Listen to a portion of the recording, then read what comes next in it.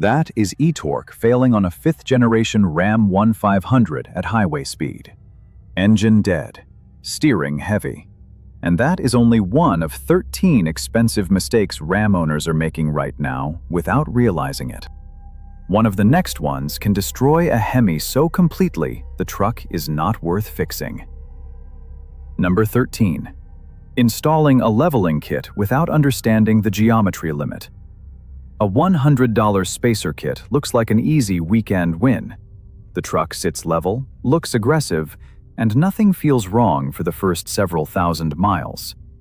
The problem is the Ram 1500 runs independent front suspension with very precise geometry.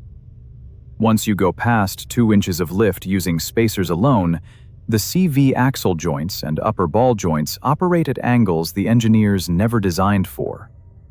The ball joint can separate from the stock control arm while the truck is moving. On most trucks, a basic leveling spacer and stock geometry get along reasonably well, up to a modest lift height. On a Ram, the independent front suspension geometry is so tightly spec'd that 2 inches with the wrong approach changes the load angle on that upper ball joint enough to cause real damage by 45,000 miles. Stay at 2 inches or under with spacer lifts only. Anything beyond that requires aftermarket upper control arms. If your Ram has the 4-corner air suspension, you need an air ride specific lift kit running $2,500 to $5,000. Number 12. The exhaust manifold bolt tick on the 5.7-liter Hemi. This is different from the lifter tick we will cover shortly, and mixing them up is a costly mistake. The 5.7-liter Hemi uses steel bolts threaded into aluminum cylinder heads. Every heat cycle expands and contracts those 2 different metals at different rates. Over time, bolts crack. You hear a sharp metallic ticking on cold starts that fades once the engine warms up. Those cracked bolts are leaking exhaust gases, and the longer you wait, the deeper the bolt breaks into the aluminum head. Catch it early, and a shop replaces the gaskets and bolts for $500 to $900. Let it go until the bolt breaks flush with the head, and you are looking at $2,500 to $3,500 for extraction and thread repair. The permanent fix. Grade 12 Allen head bolts and Remflex graphite gaskets handle the thermal cycling without cracking. Number 11. Wrong fluid in the transfer case and differentials. This one is quiet, slow, and costs $4,000 when the clutch pack finally gives out. The Borg-Warner units with automatic 4-wheel drive require Mopar-specific fluid that runs $50 to nearly $100 per quart. Pour regular automatic transmission fluid into a Borg-Warner transfer case, and you are destroying the clutch pack with every mile. The same applies to your rear differential if it has a limited slip unit. You must add a friction modifier additive, or the clutch discs wear out prematurely. Service your transfer case around 60,000 miles. Differential fluid every 30,000 to 50,000 miles, depending on towing load. These services cost under $200. The failure they prevent costs 10 times that. Number 10 is free, and almost no Cummins owner uses it correctly. The exhaust brake on the 6.7-liter Cummins uses the variable geometry turbocharger to restrict exhaust flow during deceleration, creating serious engine braking without touching the service brakes. A Cummins forum member documented 130,000 miles of towing, with loads 80% of the time using the exhaust brake consistently, and never changed the original brake pads. Owners who skip it replace pads and rotors every 30,000 to 50,000 miles at $500 to $1,500 per service cycle. Pair it with tow haul mode, which keeps the torque converter locked and the RPM elevated so the exhaust brake can fully engage. Number 9 is destroying transmissions, and owners have no idea until they are stranded. Towing with a 3.21 rear axle ratio on a Ram 1500. Many trims come with this tall ratio for highway fuel economy, and it looks fine on paper until you put a trailer behind it. One owner towing a 5,800-pound travel trailer on flat highway reported his truck rarely made it out of fifth gear. Another documented 273 degrees Fahrenheit on the transmission temperature gauge before pulling over. Normal operating range on the ZF 8-speed is 170 to 195 degrees Fahrenheit. At 235 degrees, fluid life expectancy drops to roughly 12,000 miles. At 273 degrees, you're burning through fluid and overloading clutch packs fast. If you tow regularly, the 3.92 rear axle ratio is what your Ram 1500 actually needs. An aftermarket transmission cooler runs $100 to $300 and is one of the smartest investments on any Ram that sees regular trailer weight. Number 8. The eTorque system, shutting the engine off at highway speed. The eTorque mild hybrid system on 2019 and newer Ram 1500 trucks replaces the traditional alternator with a 48-volt motor generator unit. When the system fails, the engine can die without warning at any speed. No power steering, no acceleration, and in documented cases, the emergency brake engaged on its own. The National Highway Traffic Safety Administration opened a preliminary evaluation covering an estimated 150,000 2022 Ram 1500 and Jeep Wagoneer vehicles for engine shutdown issues. A separate recall already covered 131,000 Ram 1500 trucks for related software concerns. Those are two different actions with different scopes. Check both against your VIN tonight. The 48-volt battery pack replacement runs $2,500 to $3,000, and parts have been frequently back-ordered. Keep your 12-volt battery in good condition. A weak 12-volt battery mimics a 48-volt system failure and triggers the same symptoms. Check your 12-volt battery before spending $3,000 on a pack that may not be the actual problem. Number 7.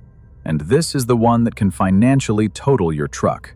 Ignoring the Hemi tick until it destroys your engine. The 5.7-liter Hemi lifter tick is not a quirk. It is a multi-displacement system roller lifter seizing up and grinding into the camshaft lobe. When MDS lifters fail, they send metal shavings into the oil system. Shops and service forums consistently document this as one of the most recurring failures on the 5.7-liter Hemi. Cam and lifter replacement runs $3,500 to $6,000. If metal shavings reach the main bearings before the damage is caught, a full engine replacement runs $7,500 to $12,500. Dealers will sometimes tell you the tick is normal.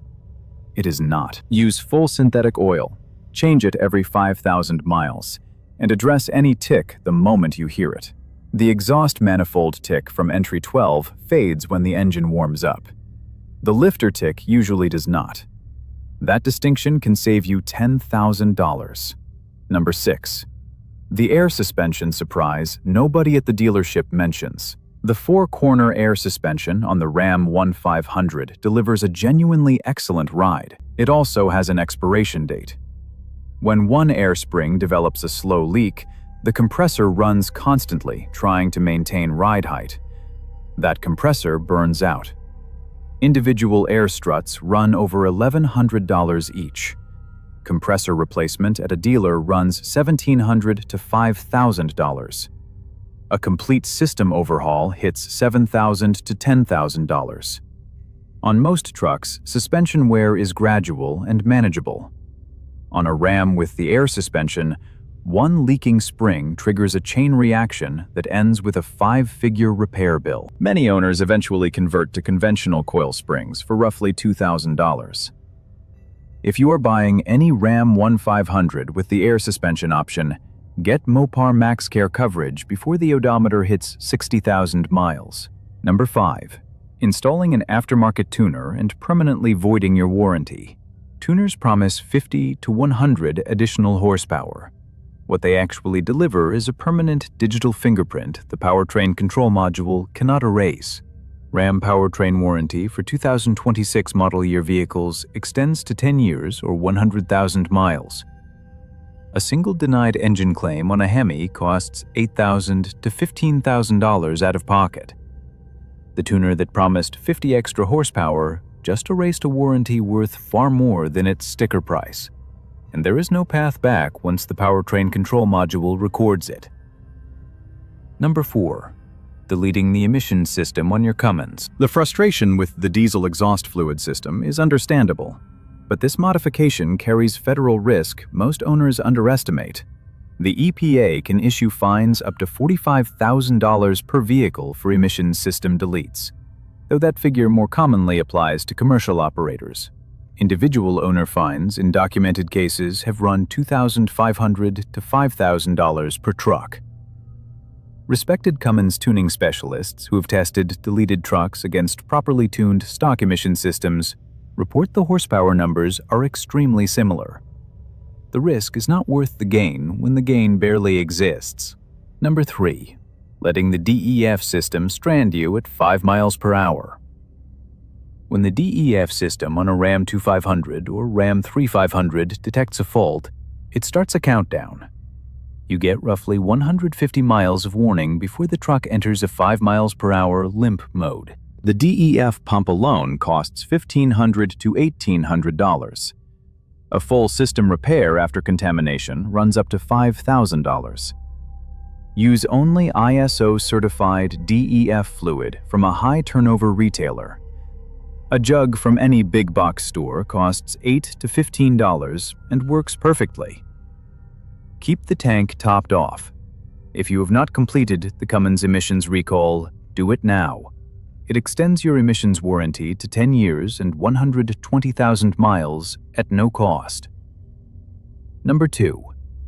The single most expensive mistake on this entire list before the bill even arrives: skipping extended warranty coverage on a used Ram. One buyer declined Mopar Max Care on a 2019 Ram 1500. 7,000 miles later, the engine was destroyed from lifter failure. No coverage. Full replacement cost out of pocket. Another owner facing a $10,000 air suspension repair paid roughly $200 out of pocket under the same coverage. Do not buy this at the dealership. The same Mopar Max Care is available through authorized online Mopar dealers at substantially lower prices than dealership markup.